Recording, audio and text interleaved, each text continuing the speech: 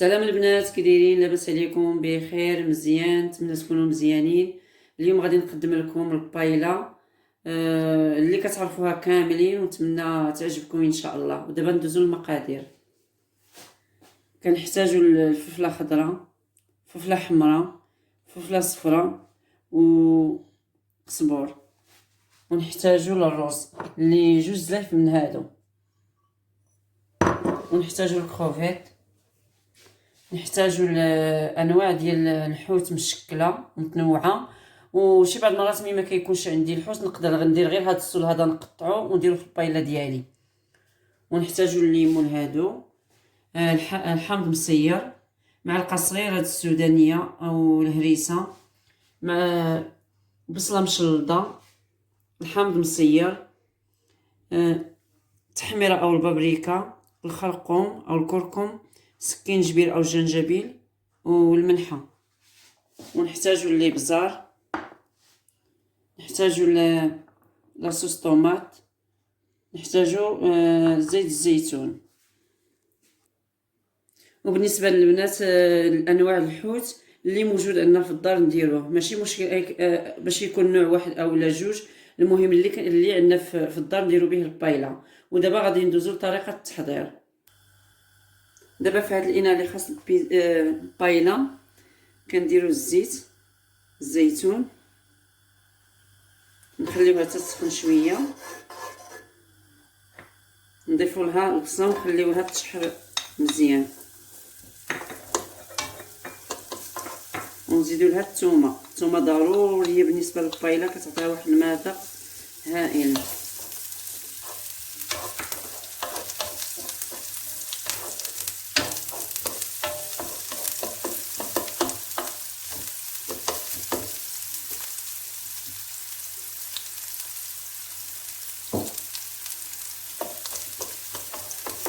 خليوها تتشحر مزيان، ضروري باش تشحر مزيان. وبالنسبه للبنات راكم عارفين كتعرفوا طيبوا البايله، وانما كنشارك معكم غير الطريقه، كل واحد والطريقه ديالو كيفاش كيدير البايله. دابا نضيفوا الفلفله،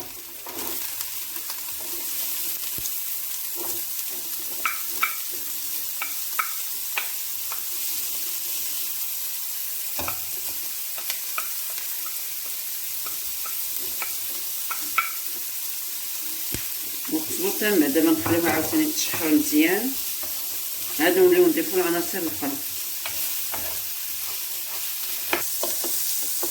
وبالنسبه للبنات اللي بغات تزيد الجبنه الزيدات حتى هي كتجي مزيانه في البايله.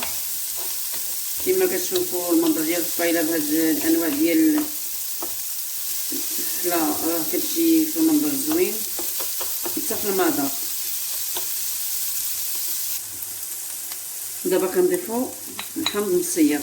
بالنسبه للبنات اللي عندها الحامض تعصروا شويه وديروها. بالنسبه ليا دابا ما متوفرش ليا، راكم كما كتعرفوا الحوت كيبغي الحامض.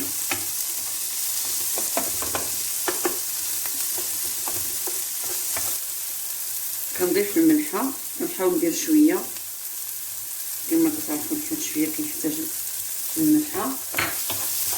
ونخلي عفوا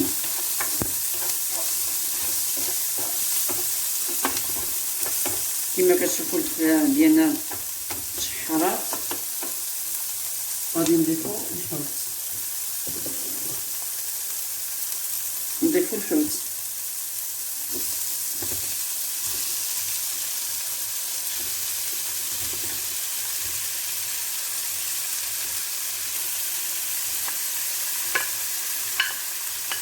ماشي من الضروري ان نديرو هاد الحوت كامل، وانما اللي متوفر علينا عندنا في الدار.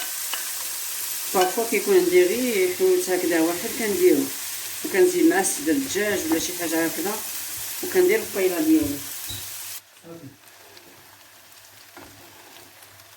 دابا غادي نحاولوا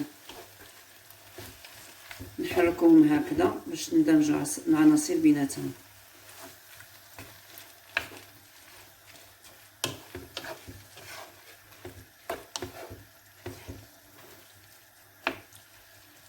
نخليهم يتشحروا مزيان باش نضيف لهم شويه ديال القمر. نضيف لها التوابل هذه،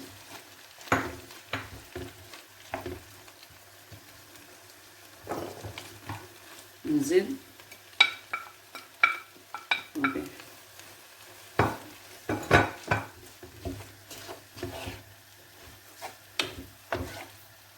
اش غادي نقول لكم من دابا كتعطي واحد الذوق مزيان. دابا كنضيف لاصوص طوماط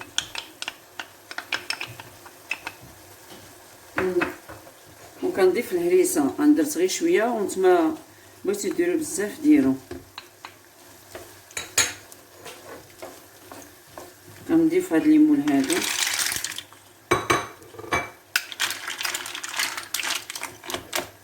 وكنضيف كروفيت.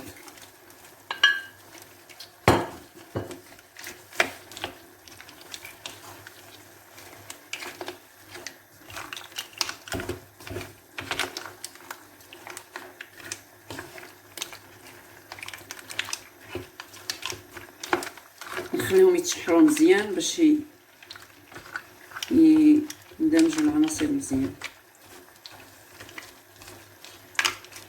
شنو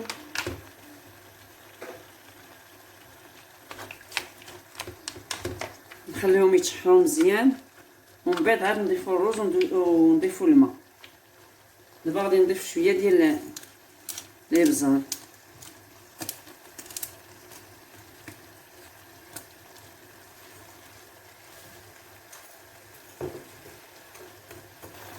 دابا غادي نضيف الرز عاد ندير الماء. كنديرو هكذا باش يجيني بحال بحال.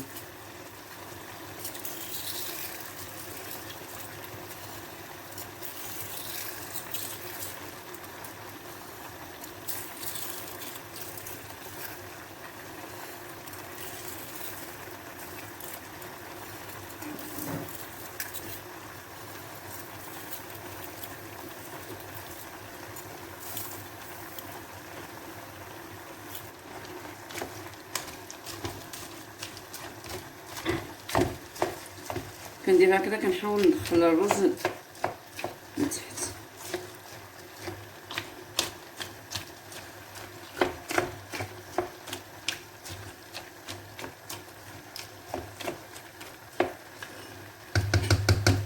دابا غادي نضيف الماء. انا هنايا درت 2 زلايف ديال الرز، وكل زلافه د الرز درت لها 2 زلايف د الماء باش يطيب لي الرز ديالي مع الماء نيشان.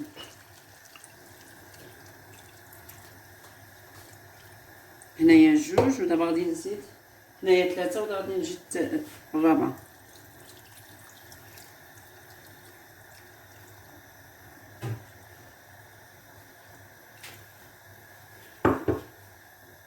ودابا غادي نخليوها طيب.